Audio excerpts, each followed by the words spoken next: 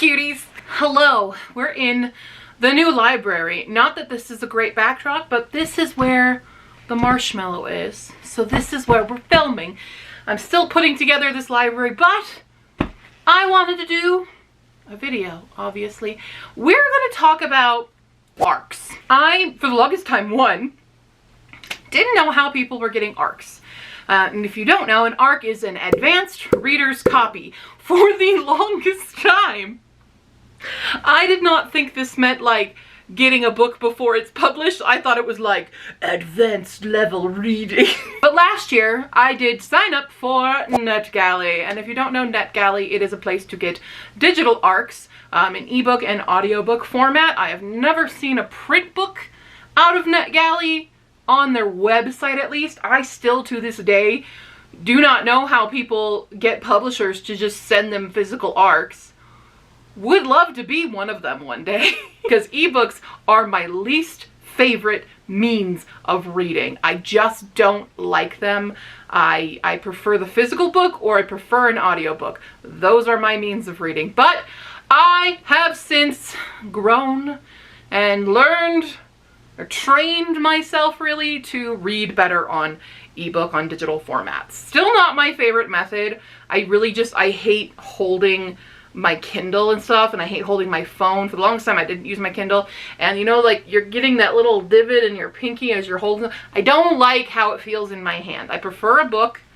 Certain books still, yes, can hurt your hands, but I can't pet the Kindle and I can pet the book while I read it, okay? Anyway, I signed up back in, I want to say October of 2023, and have since gotten 61 books from NetGalley.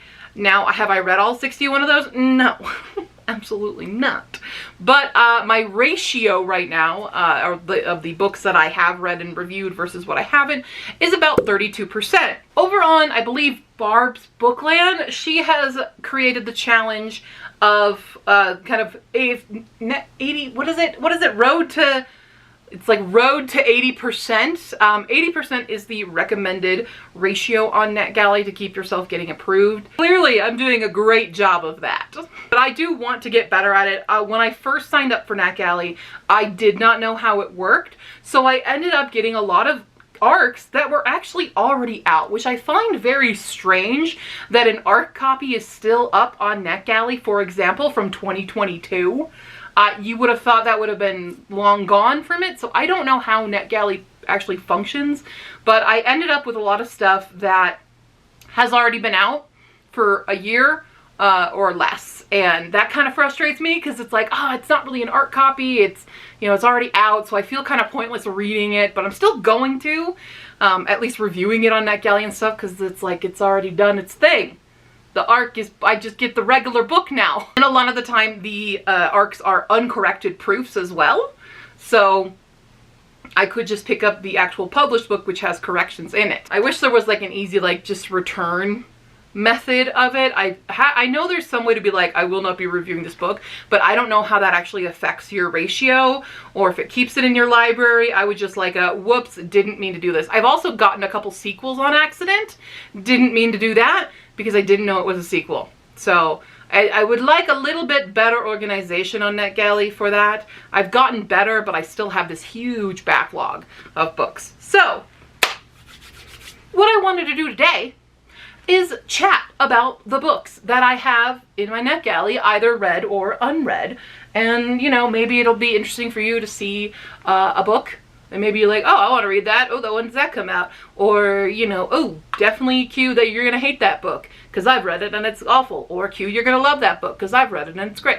You know, let's chill. Let's be chill. I've got my spreadsheet. Of course I got my spreadsheet. First off is a book that I have read called Merchants of Knowledge and Magic by Erica McCorkle. I unfortunately did not like this book. It was very, very weird, but it came out April 8th, 2022.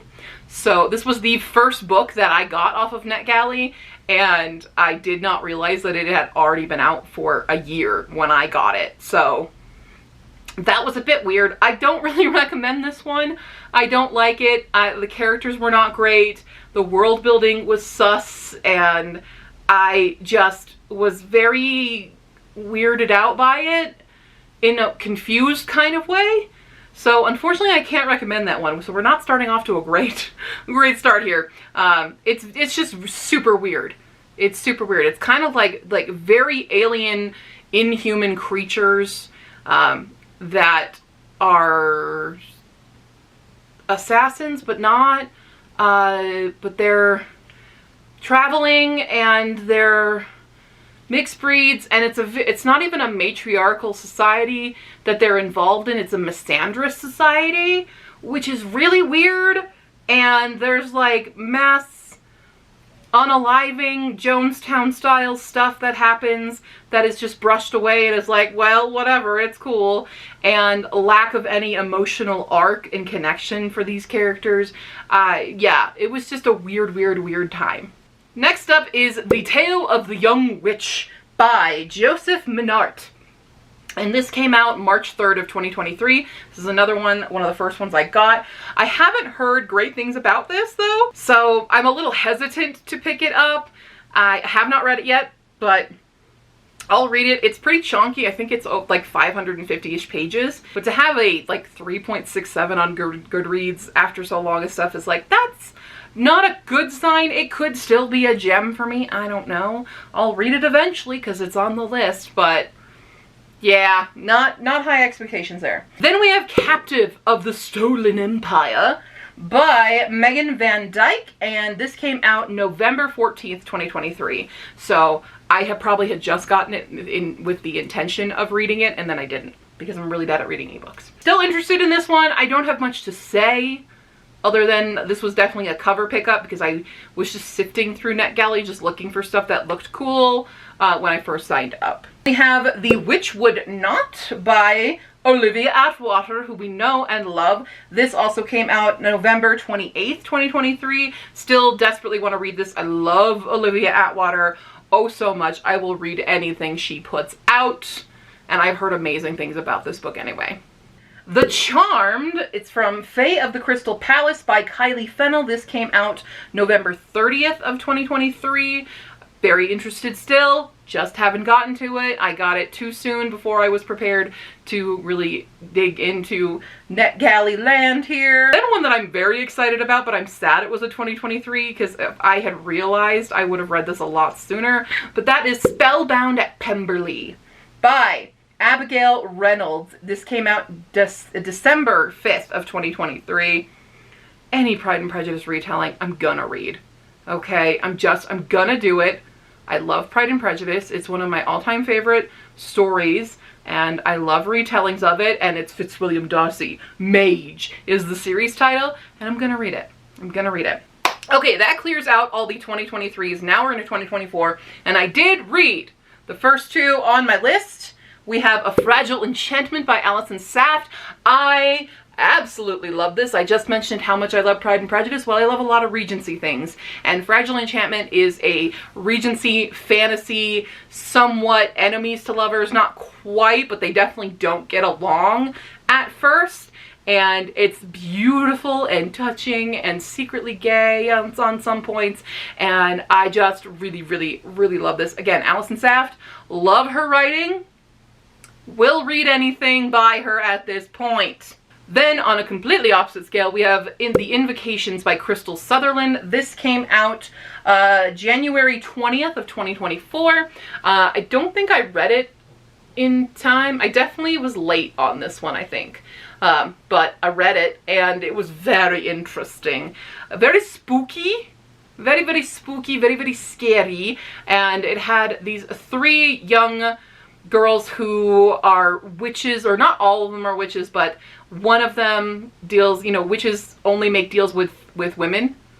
Demons only make deals with witches, not warlocks or anything. And there's like secret societies. Sorry, my air conditioning just turned on. It's pretty gory, I will say. It's pretty horrific. There's a lot going on in this, but it really was very engrossing for this book. It was just very cool. So if you're into the horror scene of stuff and want a bit of that like The Craft feel, I would recommend this. Okay, one that I missed the deadline on is The Tainted Cup by Robert Jackson Bennett. This came out February 6th of 2024. I really did want to get to this one, and it just didn't happen. I had it on like a tentative TBR, and it just didn't happen, but it looks really cool. Then we have Infinity Alchemist by Case and Calendar. This also came out on February 6th. I actually own a copy of this now, like a finished copy of it, because I know I'm probably going to like it because I really like Case and Calendar's writing. So, dang it, I didn't get to it. Then we have a bunch that I did get to on time, so I'm kind of proud of myself for that. We did Maiden of Artemis by Eloise Barr, and I didn't totally love this. This is an indie. I thought it was a little bit disjointed in its writing. There were some things that were happening and I was like, wait, what happened to them? Where did they go? And you just never hear about them again. I liked a lot of different aspects of it, but some of it was just so disjointed that I couldn't follow the full path. I'm interested in the sequel because this is the beginning of a series, but I hope that once it was published that there were some extra editing changes that helped clarify some things. Because like, there was this little girl, where'd she end up? What happened to her, y'all? Still no word on that little child. Okay, cool. Very confusion, but you know, whatever. We read Unmasked by Kendra Merritt. And if you know me, you know that I love talking about Kendra Merritt's work. I think she's one of the best indie writers out there right now, and I love her fairy tale retellings. This is a Prince and the Pauper retelling, but like, if you like Prince and the Pauper, we put some more Prince and the Pauper in your Prince and the Pauper. That's what this book is, and it's fantastic, and it also has neurodivergent representation. It's always a tiny little, or not always tiny, but there's always a non-human sidekick that's to die for, and I love the little critters in this. It's great. The romance is always great. The overall like climax and overarching plot line is great. Everything about this book is great and fantastic, and everyone should go read it. Then we read The Warm Hands of Ghosts by Catherine Arden. This came out February 13th, 2024, and I actually already pre-ordered a special edition of this from Fairy Loot. I am anxiously waiting for my copy. I loved this. Now here's the thing, I wasn't a huge fan of Bear and the Nightingale. I thought it was fine, but I was like, it's not totally my style. Warm Hands of Ghosts, on the other hand, absolutely loved it. I was very interested in this, like, we were in a very, well-known setting, but with characters that have gone through things that are not as well known, and then having this sort of paranormal devil aspect of it was so cool and very creepy, and I think this would make an excellent movie. Just absolutely fantastic, and I was just rooting for all these characters. I loved these characters so much. So if you're looking for a historical fiction with a bit of a paranormal aspect, definitely read this one. Absolutely read this one. Even if you also did not care for Bear and the Nightingale, you will love this. And if you liked Bear and the Nightingale, you'll probably still love this, but it's just a different vibe, and so good. Then we read The Bad Ones by Melissa Albert. This came out February 20th this year. I actually won a physical ARC in a Goodreads giveaway, and I was still late on reading this, but I read it now. I didn't totally love this like I did other books by Melissa Albert. It actually felt very familiar in a way. It kind of felt like her last book, Our Crooked Hearts, but if you mix that with I Kissed Shara Wheeler, it's a bit like that.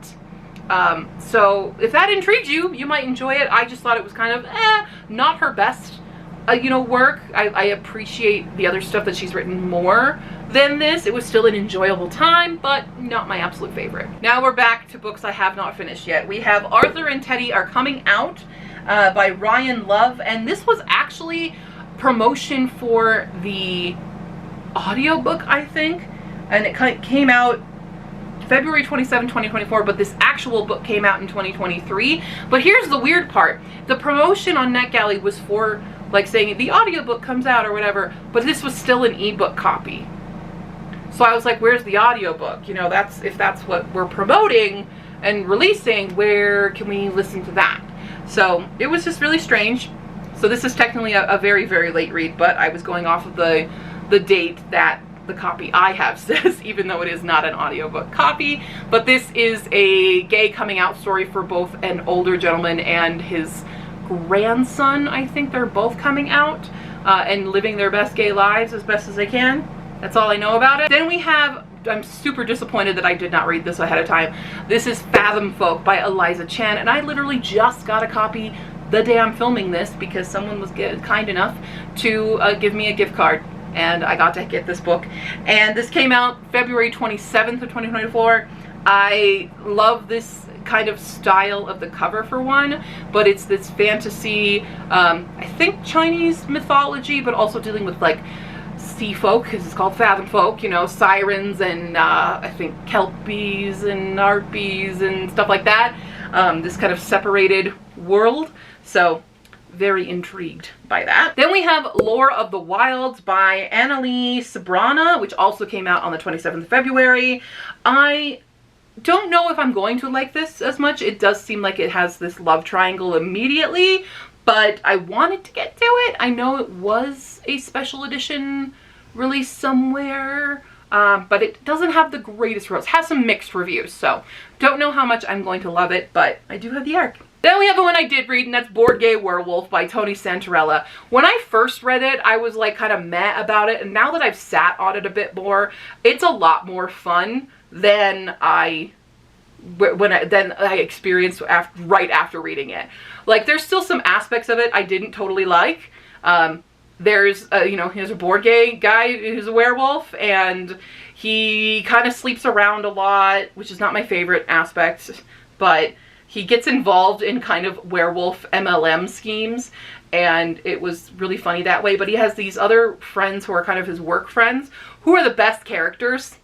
To be honest, I would love more of these characters, especially with how the book ends. I'm like, oh, I need to see how this continues. I don't think there's going to be a sequel, but I really kind of hope there is, because of our side characters who really save the day. Our main character, he honestly doesn't do a ton, but you know, he learns and grows. That's what he does. Then we have That Time I Got Drunk and Saved a Human by Kimberly Lemming. I didn't realize this was the third in a series, so that's why I have not read it, because I need to read the first two. Now, granted, I believe these are all companion novels, so I could read them out of order, but I prefer to read books in order, so I need to read That Time I Got Drunk and Saved a Demon first.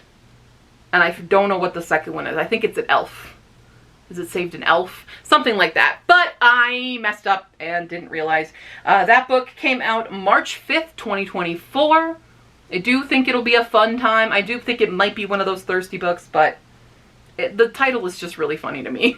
Then we have a few I have read, and that is one of the best books I've read this year so far, and that is A Story Spun in Scarlet by R. Dugan. This came out March 8th, and please go read this book. Please go read this book. It's so good. It is a slow burn, clean romance, fantasy, like on the run from authorities and trying to remember what happened, because there's a memory loss aspect to this, and it's so good. It's so good. It's huge, and I love it, and I loved it so much that I did get a special edition of it from, I think, Dazzling Bookshelf or something, somewhere like that. One of those. But they were doing a special with it and the author, and it's so good. I can't recommend this book enough, guys. It might be my all-time favorite this year so far, which is really hard because I've read some really, really good books this year, but I keep thinking about this book and thinking about these characters, and I just want to jump into the world and live with them. That's what I want. Then we have A Feather So Black by Lyra Celine. This I ended up receiving in Fairy Loot, but I did read it on time. And it is a fantasy romance with a bit of a shadow daddy. So for all the book talk girlies out there that love their shadow daddy stuff, this is one for you. I did think there were very complicated characters because we have these two main characters who have been best friends and have been involved with each other, but they've grown apart because of circumstances, and now they're kind of thrust back into the world and trying not to talk about their feelings, but this changeling situation and this this big old war that's on the precipice, you know. It's very interesting. So I did really enjoy that. I didn't expect to like it as much as I did, but I am anxious for the sequel. Very anxious for it. Then we have Song of the Huntress by Lucy Holland. This came out March 19th, and I wasn't totally into this one. It was mostly just the writing style wasn't it for me. The overall concepts were cool. It kind of has that, I think it was a Welsh historical fantasy with a kind of gender bent retelling of the Wild Hunt. It was very interesting. I liked our king. It was Ace, which was really, really great. I didn't like how there's kind of this cheating aspect to certain things, but overall the language that was used in it, it felt very highbrow, in the sense that I just felt kind of dumb while reading it because I was not following everything going on. You know, I'm not familiar with Welsh history, so it was a little harder to follow if you don't know anything about it, which I don't. Alright, the next I did miss, and that is The Breakup List by Adib Khorram. I like Adib Khorram's writing very, very much. This came out on April 2nd, and it is a contemporary gay romance that I think it deals with two boys who have a crush on the same guy but then end up falling for each other. I think that's the premise of it, which sounds really fun and cute. That's all I know about it. I hope to read it soon. Then we have Your Blood, My Bones by Kelly Andrew. And this is a paranormal horror mystery sort of thing with a kind of almost magical realism where a girl goes back to her father's house because her father has died, and the house has some creepy things happening around it. It's only safe in the house for now.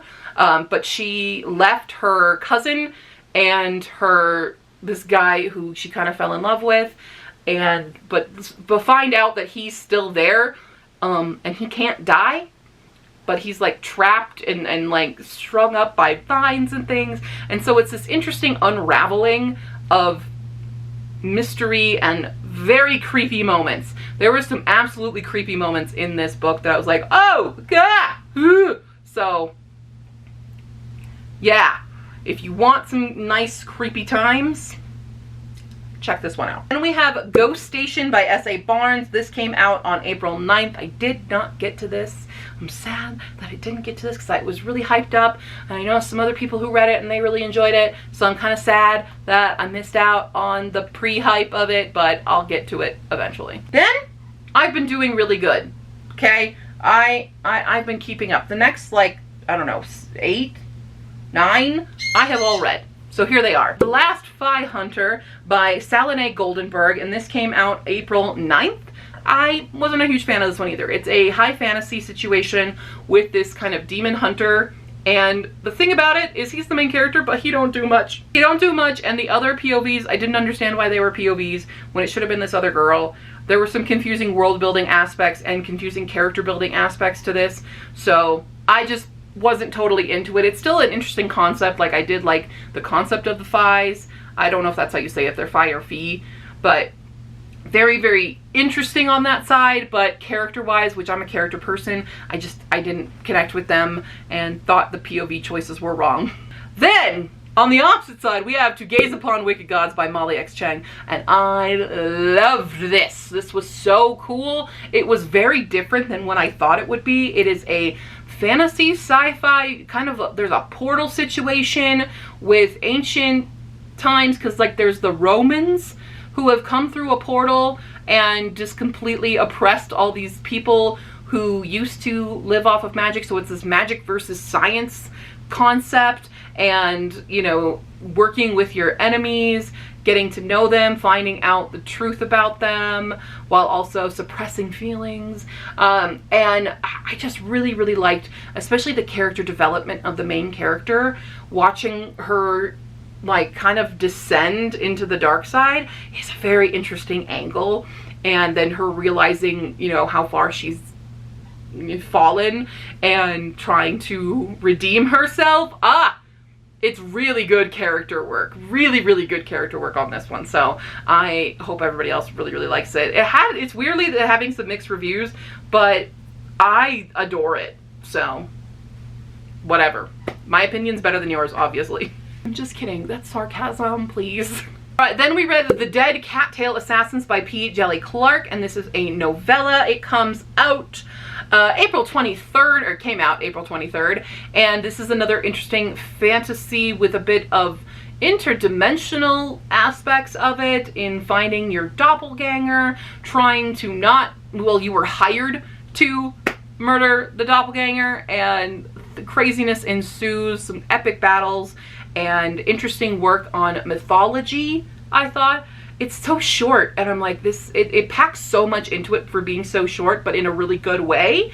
I personally would love for this to be a lot longer. Then we have Love at First Night by Megan Clausen, and this came out May 7th.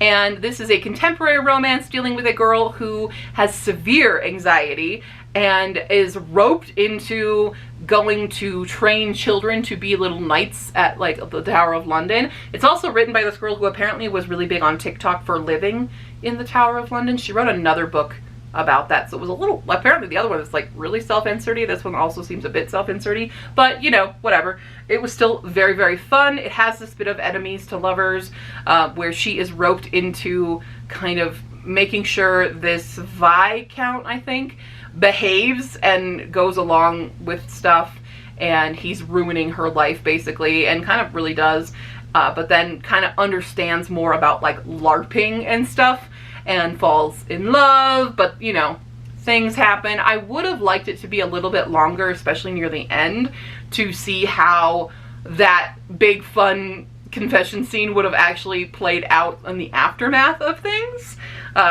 But it's very cute, very fun. If you want a really nice, happy time, you can read this one.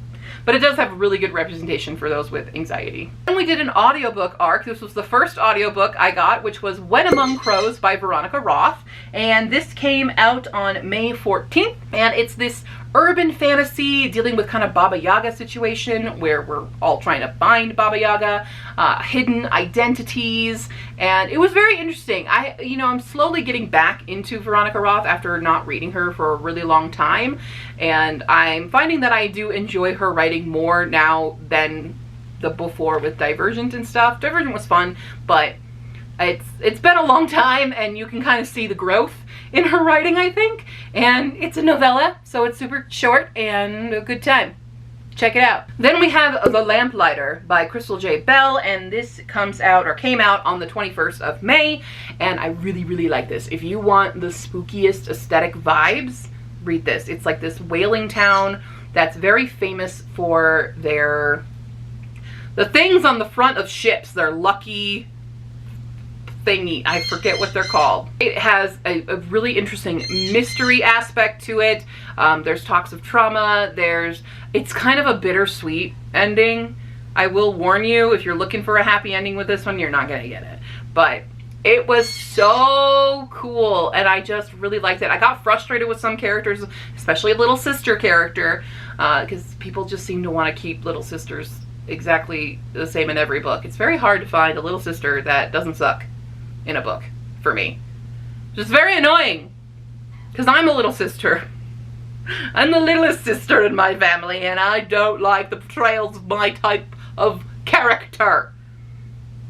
But this is very good. It's also an indie book. Highly, highly, highly recommend. Then we have Goddess of the River by Vaishnavi Patel, and this is not a sequel, but the same author who wrote Kaikeyi, which, if you know, I love Kaikeyi. I liked this one too, probably not as much as I liked Kaikeyi, but this deals with a goddess of the river who gets trapped into a mortal body and agrees to marry this king, have children, but the children that she's having, they are trapped souls of these little like mini gods, and she needs to free them. So there is this kind of infant unaliving that happens, but they're released and it's like, oh, I'm free, la la. So it's not like she hates the babies or anything. It was a weird, like, whoa, that's an interesting concept. But one of them does survive, and she is thwarted by this, and she returns to the river and is kind of, as the river, watching her son grow up, but he's getting involved in a lot of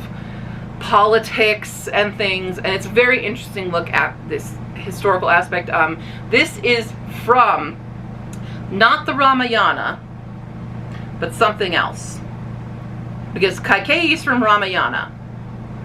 This is from another text that I cannot remember off the top of my head, but that's what I really like about Vaishnavi Patel, is because she's retelling these stories that I personally, as an American white person, would never know about. And so it gives me that kind of insight into them, even though she does twist stuff, but she has author's notes that tell you a little bit more about the historical referencing in them. So I appreciate that fully. Then we have Flawless Girls by Anna Marie McLemore, and this one just came out on the 28th. Anna Marie McLemore is my favorite writer for magical realism. I think they do such an amazing job with magical realism. Their prose is so beautiful, and this was more of a horror side of things. It definitely leaned into more horrific themes, but it's about these two sisters who are sent to this finishing school, but the younger sister, this was actually the first time we had a younger sister who I was like, I relate to you, who was like, something is wrong, I'm leaving, and tries to take her sister with, but her sister stays, and so they're separated for a while, and then sister comes home and is completely changed, almost tries to unalive sister, and then so the younger sister goes back to the school to figure out what happened.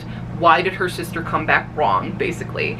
And it's very intriguing, very spooky, and creepy. It's great. It's really, really good. Definitely check it out. And the last book that I have officially read as an ARC in my NetGalleys is Don't Be a Drag by Skye Quinlan. This also came out on the 28th of May. This is a story about drag queens and drag culture, drag kings especially, with a little sister who has severe depression, and her brother, who is a drag queen, brings her out to New York to try and help because she had a previous attempt at unaliving, and he wants to just get her out of her, very conservative place in Texas, and she's also bi, and getting her into the drag scene and helping her recover from that. But she gets a little too deep. She's very defensive of her brother and friends that she makes, and kind of makes an enemy out of another drag king who is her brother's drag son, and shenanigans ensue, and she gets into the drag world as a drag king herself. And the thing about this is it's really fun, really enjoyable. It does have very dark moments that was very almost triggering for myself, but I didn't like the romance in this. I kind of did eventually, but it took me a long time to get on board with these two. I was much more a fan of our non-binary drag king named Achilles, or Keel for short. I love them so much. I really want a sequel with them as the main character because they deserve love and adoration and all the things, and I think they're amazing, and would read 10 books about Achilles because sweet little baby I will protect. For the rest of this list, we're kind of going to go through. I'll try to talk a little bit about them. This is what I have left to read on time, hopefully. I have 4 books in June that I need to do. I'm currently reading one of them, and that is Twelfth Night, and that comes out June 18th. This is by Alexine Fulmuth. I forget, it's a full hyphenated name, but it's Olivia Blake. It's Olivia Blake, same person, and it is a contemporary retelling of Twelfth Night. Before that, I have to finish The Rom-Commers by Catherine Center. I have this as an audiobook ARC, so I'm hoping as soon as I'm done with what I'm reading right now, I will listen to that, so it'll be on time, and that comes out June 11th. And the next 2 are all due on the 18th, and that is The Witchstone by Henry H. Neff. Then we have Rakesfall by Vandra Chandrasekhara. Both of those are 18th. And in July, I have 6. I have 6 books in July. So we have The Spell Shop by Sarah Beth Durst, The Sky on Fire by Jen Lyons, and The Darkness Within Us by Trisha Levenseller. All of those come out on July 9th. We have The West Passage by Jared Petchasek and The Lost Story by Meg Schaefer, and those both come out on July 16th. And then we have Ne'er-Do-Well by Alexandra Vasti, which comes out July 23rd. I hope I can get to all of those. For August, I have 5 that I need to read. We have Lady Macbeth by Ava Reed, Queen of Dreams by Kit Rocha, which I shouldn't have gotten this. This is also a sequel, so I need to read the first one before I can even read this one. So I anticipate not reading this in time unless I magically get the first book somehow, since I don't even own it. And Dance of the Starlit Sea by Kiana Crystal, and A Sorceress Comes to Call by T. Kingfisher. All of those come out on August 6th. Then we have She Who Knows Fire Spitter by Nnedi Okorafor. I actually am reading it for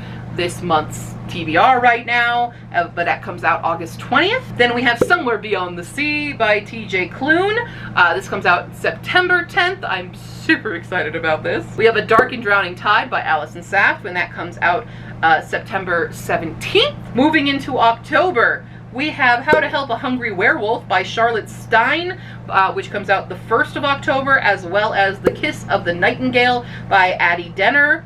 Then we have Blood of the Old Kings by Sung-Il Kim, which comes out on the 8th of October, as well as The Nightmare Before Christmas by Sarah Rosh. Then we have Don't Let the Forest In by CJ Drews. This was totally a cover, not a cover by, but a cover request, because damn, that looks cool. We have Blood Over Bright Haven by ML Wong, which both of those come out on the 29th of October. Then of course we have King of Dust by Tycho Dellis. This is actually one I've read, obviously. It comes out on Halloween! If you want a very fun lit RPG style vampire found family story, it's super fun. In my opinion, it's Tycho's best work right now that I've read, but I thoroughly enjoyed this, and I'm so excited to get my special edition copy of it from Kickstarter. Definitely check it out. Then we're getting to the end of this. We don't have any in November right now, but I have 2 for December, and that is We Are the Beast by Gigi Griffiths. This comes out on the 10th of December.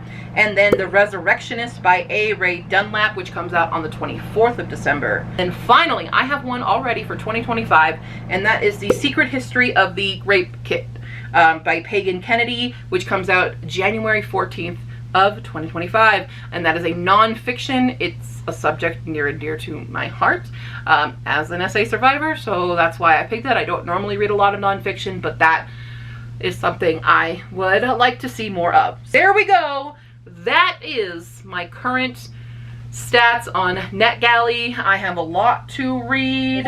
I'm gonna try and do my best.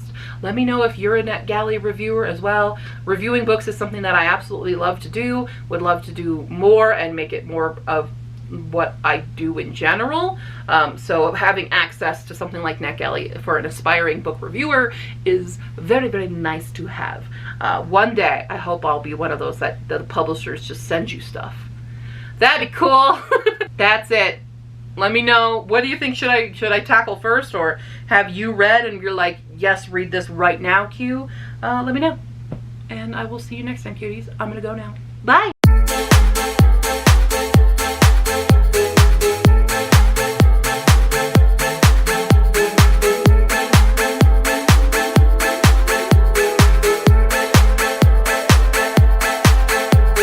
Let me just get a leg cramp right away.